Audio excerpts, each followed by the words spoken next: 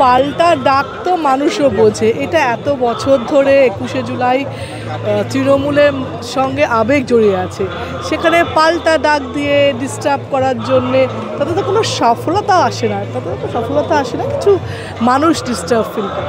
আচ্ছা, বিধানসভা ভোটের আগে এটা লাস্ট 21শে জুলাই এবছরের জন্য খুব গুরুত্বপূর্ণ।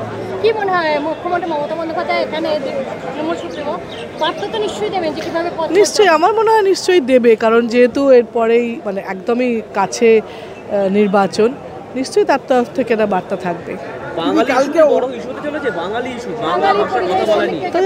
হ্যাঁ, সেটা তো হচ্ছে বড় ইস্যু, এবং সেটাতে বোঝা যাচ্ছে যে বাঙালিদের হেট করছি অথচ বাঙালিদের ভোট চাইছি, দুটো তো কন্ট্রাডিক্টরি না, দুটো তখন একসঙ্গে হতে পারে না।